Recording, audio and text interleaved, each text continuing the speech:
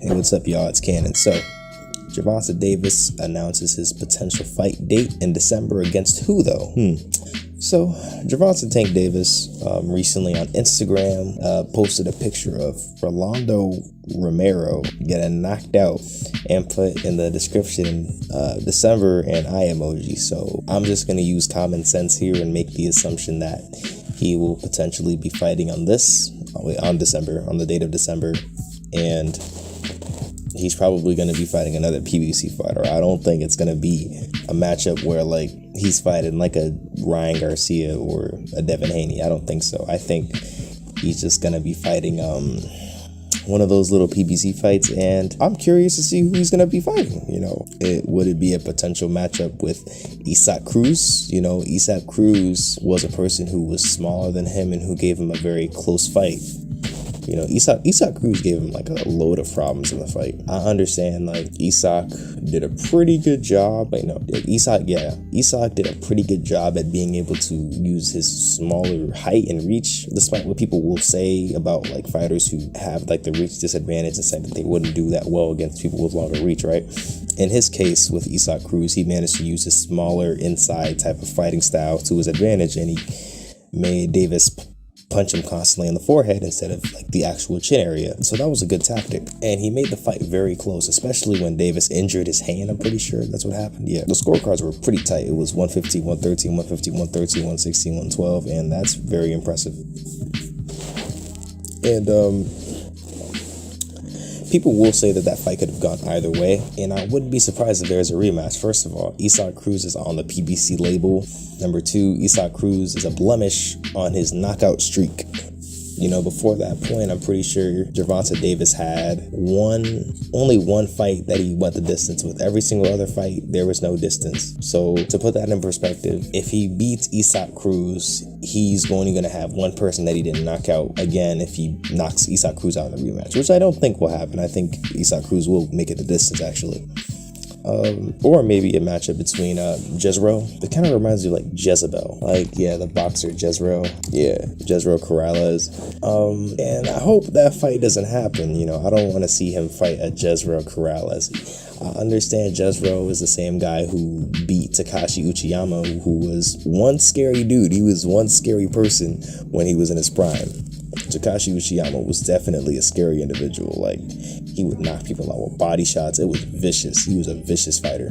But at the same time, Jezreel is something serious for ending that streak of Takashi Uchiyamas as well. Very, very special. But, after that, he's lost to Ladarius Miller. He's lost to Alberto Machado. He's lost to Chris Colbert. He has one significant recent victory against Miguel Madueno, but still, he's not really seen as a high promising or high level talent yet, or at least he's not seen as a high level fighter at this point on, and he hasn't had any significant crazy victories against a top fighter, which would make it make sense for him to fight Davis, and I don't think so. So I wouldn't want to see that at all. Would not, for sure. Gervonta Davis versus Devin Haney, though? Hey, that'd be great for December, but, Cambosos. He has to fight George Cambosos. He has to fight him, so unfortunately, that's not going to happen. And potentially, Gervonta Davis versus Ryan Garcia in a potential WBA matchup.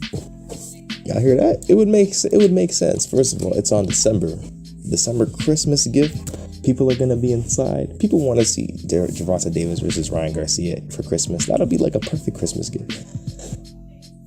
The second almost perfect Christmas gift. The first one is obviously Terrence Crawford versus Errol Spence. That would be magnificent on Christmas. I would be satisfied with my birthday. Yes, my birthday is on Christmas, but still, yeah. So I would love that. I would love to just be able to sit at my house and watch Errol Spence versus Terrence Crawford, but that's less likely to happen because, one of them or both of them just don't seem to want to fight each other for some reason, but it's whatever. But I could see a potential Ryan Garcia versus Gervonta Davis matchup on December, like he's saying. Didn't say the fighter, but he did say the date, so I would hope so. One of the other issues is like the lack of PBC boxers in the 135 division or the 130 division. In the 122 division, right, there is a lot of PBC. There's a lot of good PBC stuff over there. There's a lot of good PBC stuff going on, but for divisions like 135 and 140, it's just not looking good over there. Like, Gervonta Davis has to be cherry picked very well, and I will openly say he's cherry picking fighters, and well, not him, for that matter, his management. His management is definitely cherry picking fighters, trying to search out what type of opponents would be valuable here and there, how they would do for his knockout record or something like that. Like, that's something I truly believe. And for the 135-pound division, there are not many PBC fighters who are considered stars on there that he could be fed, or that they could feed him to, you know. And I say that honestly, like, that they could feed him to. Like, I know Gervonta Davis is a top fighter. I know he is, but when it's in-house, it's still a win-win. It's still a win-win because it's in-house. So as long as it's in-house, you could like rotate the belts around each other with the same type of fighters. That's why I like the 154-pound division, because PBC has the 154 division on hold. Straight up. They have all those fights. They have all the top fighters on PBC at 154 pounds. There is, like, you might have some fighters who aren't on the PBC thing, but to fight those top guys, you got to sign. You got to sign for the PBC. You got to do that. Like, that's what Tim Tszyu had to do. He had to sign he had to sign to the PBC to fight there and to really, like, excel in the 154-pound division for his career. But the worst part about that is like, the second you move up to 160 pounds, it's going to be a desert for PBC. It's a desert. Like, 160 is a desert right now, in my opinion. I think it's a sort of a deserted land. It may have Janabek, but, you know, I mean, Janabek is Janabek. And I kind of feel the same way with 135. I feel like it's a dead division when it comes to PBC. When it comes to every other place, like top rank, they got some good 135 right there. The zone, not really. Honestly, not really, man. And I mean, you know, you know, I don't know how they do it. I honestly don't know how they do it. They seem to just have this great ability of just being able to find, like, the perfect set of fighters to pick Gervonta Davis around with. Like, I choose you, I choose him, I choose this person, and they kind of, like, cherry pick it, like, so fluently and perfect. Like, they really try their best to do this, you know, and I give them credit, but sometimes you just gotta cross divisions to make good fights happen.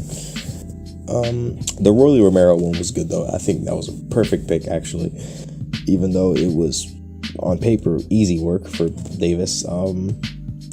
Rolly was a part of the PBC thing. He was a part of that stuff, and he looked pretty promising as a fighter. I do think Rolly Romero still has potential. He's a slugger. Rolly Romero is an athletic slugger who punches a lot with weird angles and shit. So I'm sure he could still beat some top level fighter. I don't think this is the end of his career at all. Not at all. That's cap. Now let's talk about Davis's lesser WBA title.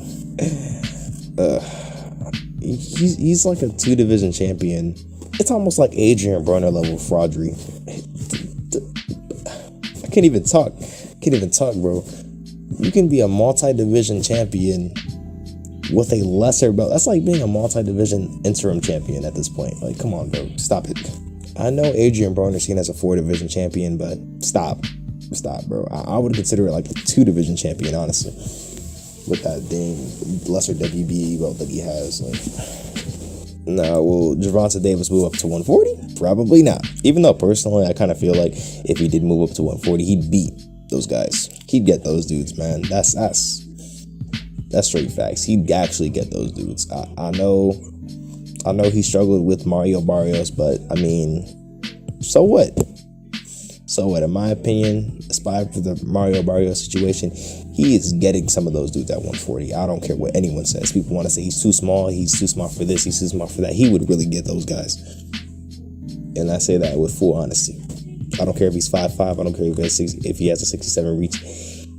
he definitely would beat the brakes off of those 140 fighters.